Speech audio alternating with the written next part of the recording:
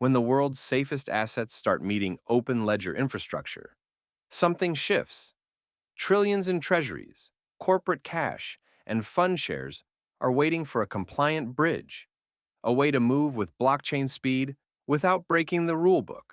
XRPL's architecture, 10 years battle-tested, is now colliding with that need. It's the moment where the rails of traditional finance meet the rhythm of decentralized settlement. And issuers like Ondo Finance are showing what that looks like in practice. When a trillion-dollar market meets a compliance-ready ledger, the floodgates open. Everything here is for educational and entertainment purposes only, not financial advice. Always do your own research before making any investment decisions.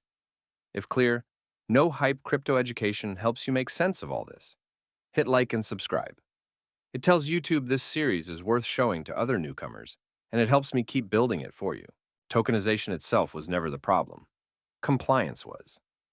Moving a digital dollar between wallets is easy. Moving a regulated fund share between qualified investors with transfer restrictions and redemption rights intact is where the challenge begins.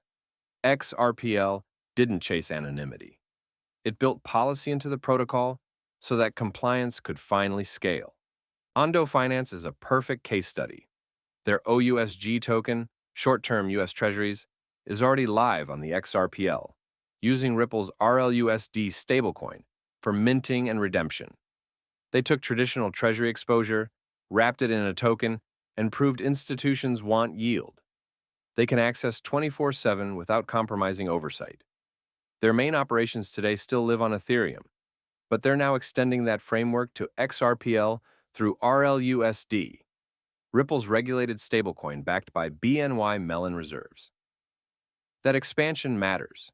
It signals that issuers who pioneered on Ethereum see value in moving part of their infrastructure to a ledger purpose-built for compliance, privacy-preserving credentials, and regulated settlement. On XRPL, issuers don't need complex smart contracts to stay compliant.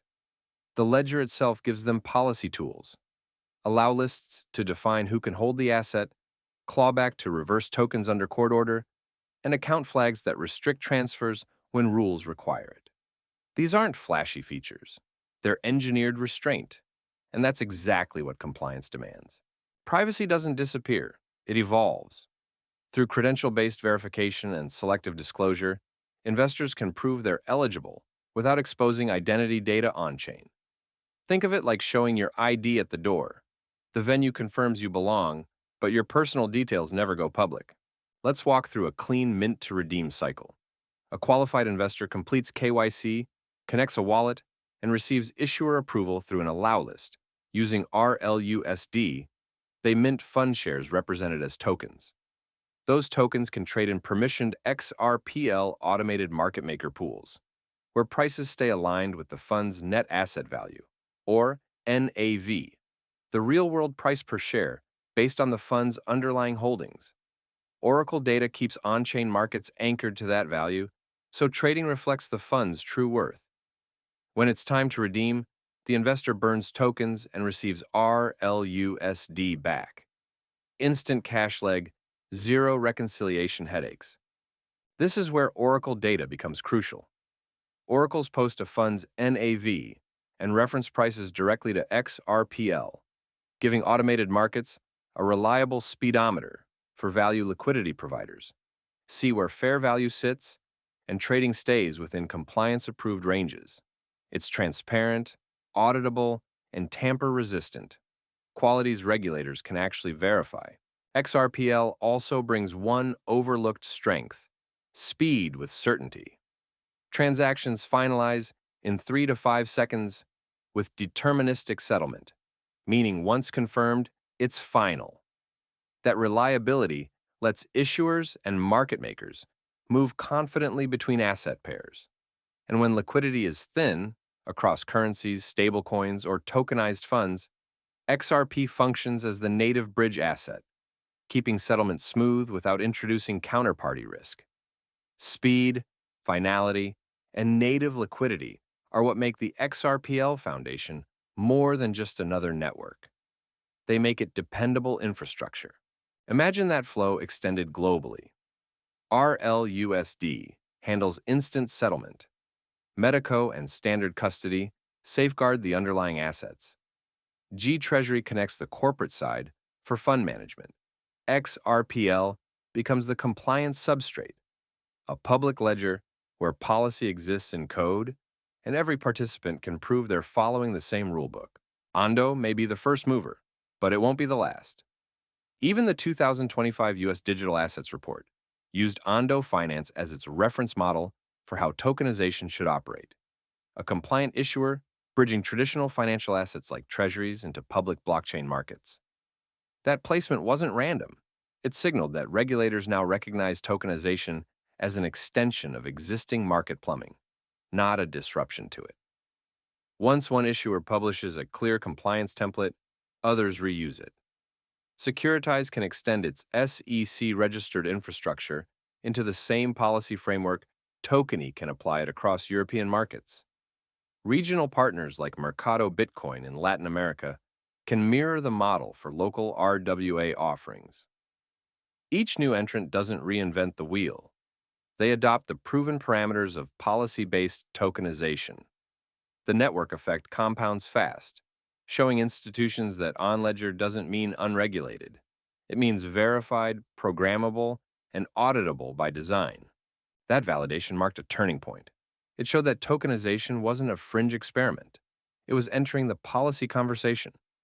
Other issuers are circling the same challenge from different angles. Securitize through its regulated ATS, Tokeny across European frameworks, and regional players like Mercado Bitcoin in Latin America. Each could plug into the same compliance substrate XRPL provides, even if their current integrations live elsewhere. That's how ecosystems expand. One working model, many paths forward. To be clear, Ethereum deserves credit for proving tokenization could work at scale first. Most early RWAs, including Ondo's initial issuances, live there today. But recent security research highlighted how validator mapping can expose transaction clusters on Ethereum's network, a reminder that not every system balances privacy and transparency the same way.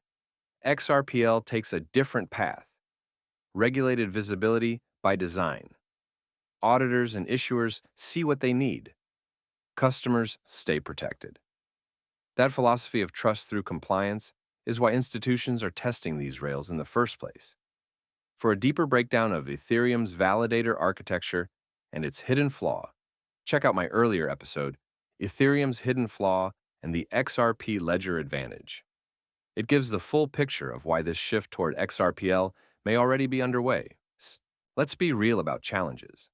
Jurisdictions adopt rules at different speeds. Oracles need governance standards and fallback updates.